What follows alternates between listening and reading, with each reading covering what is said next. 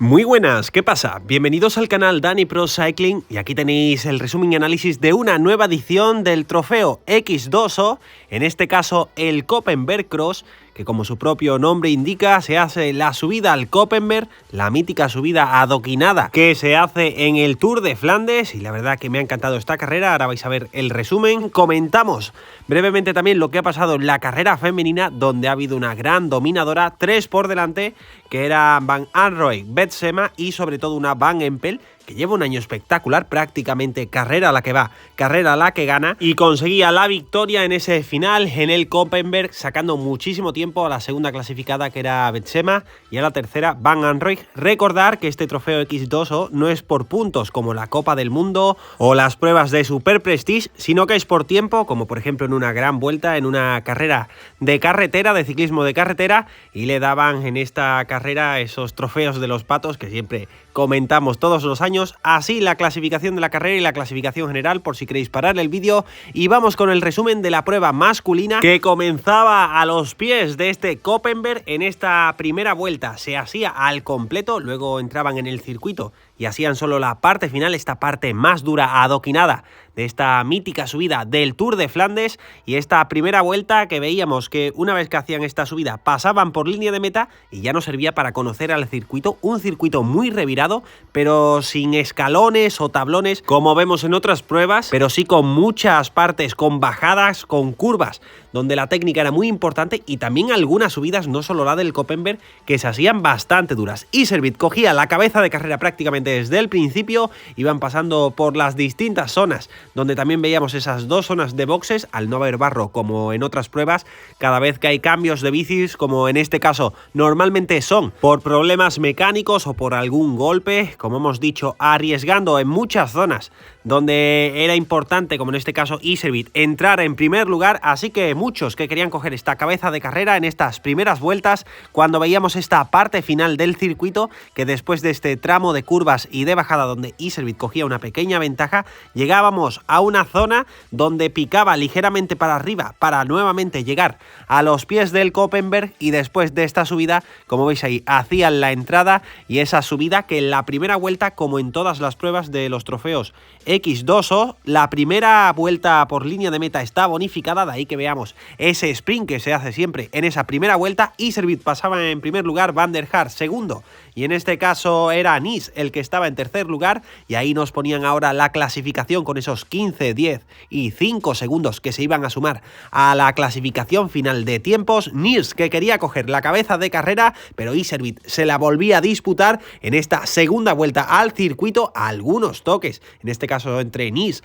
y Van Zorenhout, que los veíamos incluso enfadarse por un momento, y volvíamos al Koppenberg para hacer la segunda vuelta al completo y comenzar la tercera, y veíamos que todavía calma tensa y ninguno quería del todo atacar en estas partes. Van Zorenhout cogía la primera posición, hacía una arrancada y cogía una pequeña ventaja. Valiente el belga buscando formar este corte prácticamente desde el principio. Nys haciendo un carrerón, se juntaba a su rueda y veíamos que por detrás también arrancaban tanto Iserbyt como Van der Haar, que a ser ciclistas más livianos parecía que en esta parte eran mucho más potentes que el resto. Se juntaban estos cuatro, Nys tenía que cambiar de bicicleta y perdía el ritmo que estaban teniendo estos tres por delante, aunque luego se volvían a juntar después de algún pequeño parón. También cambio de bicicleta, en este caso de Iserbyt, y veíamos esa parte final donde todavía había un grupo de 7 hombres por delante. Llegaban nuevamente al Koppenberg y el que quería arrancar en este momento era Iserbyt, y parecía que lo soltaba a todos, pero arrancaba rápidamente Van der Haar, que nuevamente conseguía cerrar el hueco. Los dos coronaban con una pequeña ventaja,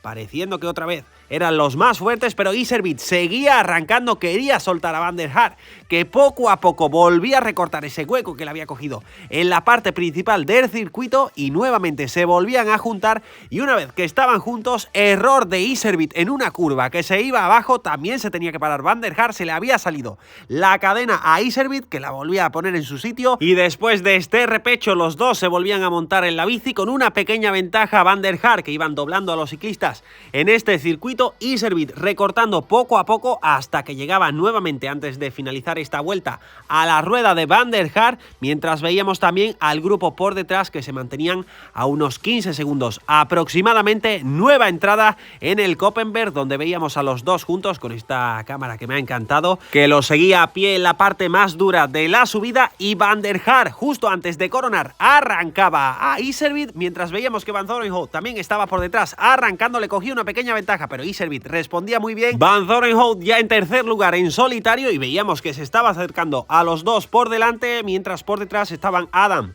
y Ronhard también intentando acercarse. Cambio de bicicleta de Iserbyt, que hace unos cambios rapidísimos, no perdía ni la primera posición. Van Zorenhout llegaba y nada más llegar arrancaba, lijando en las curvas y arrancando en una de las partes donde quería hacer daño y cogía una pequeña ventaja. Veíamos en esta subida que Van der Haar también decidía arrancar a Iserbyt e incluso le sacaba un pequeño hueco, y justo después de esta subida hacía la subida del Koppenberg. Por eso decimos que se hacía bastante dura toda esta subida, los tres juntos en esta parte final. Solo 2 vueltas para el final, y por detrás seguía Adams y Ronhard, que ya veíamos que estaban sufriendo los dos. Nueva arrancada en este caso de Iserbyt, los dos compañeros de equipo haciendo trabajo de equipo y arrancando uno tras otro para que Van der Haar tuviera que cerrar los huecos, pero cada vez que arrancaba Van der Haar se ponía a arrancar también para cerrar los huecos, lo que parecía que lo hacía con bastante facilidad.